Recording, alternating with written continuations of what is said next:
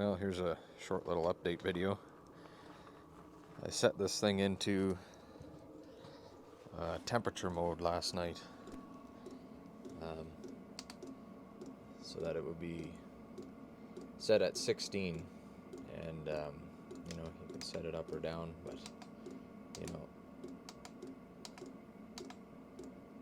that's the actual temperature it's reading, which is 31. It just continued to run all night at that little slow rate. I'm guessing that's still the 1.7 hertz. So the day prior I had it set at 1.7 hertz throughout the night, and yeah, it burned about the same amount of fuel, I suppose. And I kind of thought with putting it into the temperature mode that it would recognize, okay, we've met the target of 16 degrees Celsius. Maybe it'll heat it up to 17 and then shut off, and then when it drops down again it'll fire back up.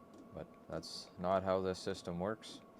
I guess it's it's not like a furnace in your house. It's not gonna just turn on and off. So there's not really much point in having that temperature control if it doesn't shut off, really. I mean, I think if it dips below that 16 degrees set parameter, that it will increase the fuel pump flow and have this thing kick up into a higher temperature. But other than that, it's not going to shut off. It will, at minimum, run on the lowest setting.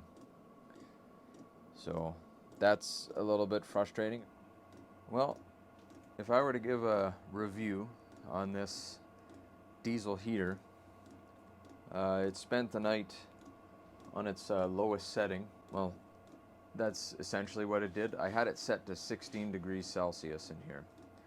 So with the shed being really well insulated and it not being very cold outside, the ambient temperature outside, overnight got below freezing, but during the day is 5-6 degrees Celsius. So the heater, if it's above its set temperature, like I had it set at 16 degrees Celsius, so if it's above that, it's just going to continue to run on its lowest fuel setting. It won't actually shut off. So if I were to give a bit of advice to Vevor, the builder of this unit, I would say have the controls set up similar to a furnace, where say it will, say I had it set to 16 degrees Celsius and it will reach 17 and then do a shutdown. So it will do all of its cool down and everything like that and shut off until it notices that it's about a degree below your set temperature. So it got down to 15 degrees Celsius. So it's going to do all of its startup sequence, heat it back up to a degree or so above its set temperature, and then shut back down again. And I think that would really save on fuel and save on battery usage and keep the space heated a little bit more consistently. Because when I came into the shed here, it was like 35 degrees Celsius. So obviously that's way too warm. I don't want it that hot in here, and it's burning a lot more fuel than what's needed. The initial setup and everything is relatively easy. Installing the exhaust through the wall there, it wasn't too difficult.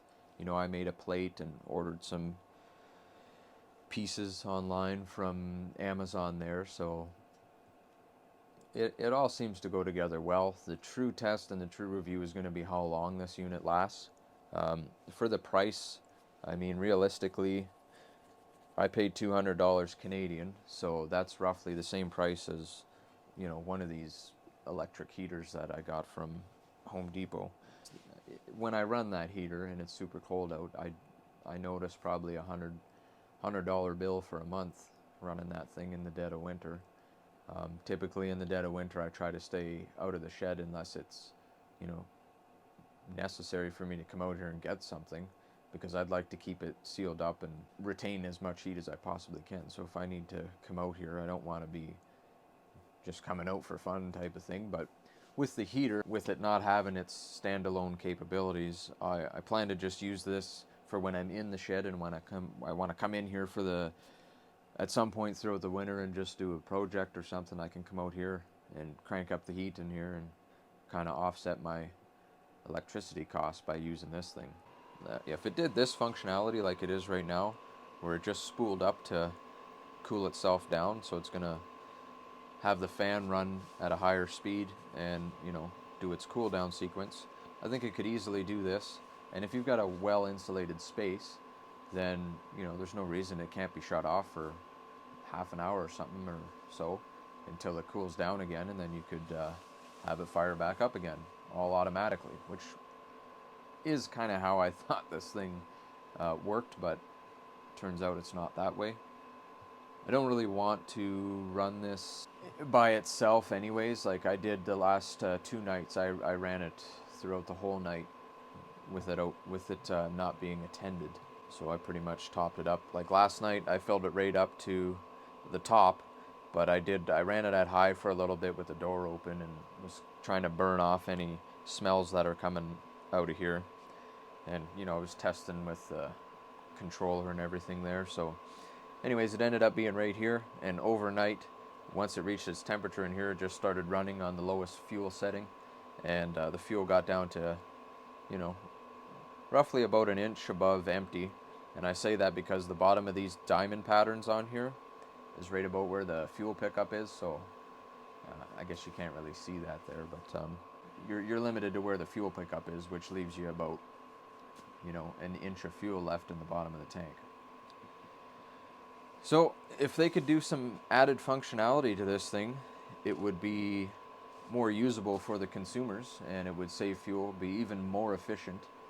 And I think a lot of people would be happy with that, especially the people that, you know, want to heat a camper van or something. You don't have to constantly monitor it, especially if it's a small one. It's not going to cook you out of there, so to speak. Because I'm sure what people are doing now is once it gets too warm in their van or whatever, they'll just come here, shut it down like I did, let it naturally cool down in there, and then turn it back on again. So that's, you know, it's you have to constantly screw around with it. Unless I didn't understand the settings properly or something. I mean, the user manual and instructions that come with this thing they're translated from Chinese, and although they do get the point across for the most part, it's still pretty difficult to understand certain parts of it. Unless I've made a mistake, I can't see a way to have this thing kind of run by itself and stay at one set temperature. Overall, I think the unit is good, and we'll see how it performs in the long run. Thanks for watching, and we'll see you again on the next video. Hopefully that's going to entail possibly another one of these heaters being installed in the bus. I already actually have a second heater. This one's an 8 kilowatt. I ordered a 5 kilowatt. That has already arrived.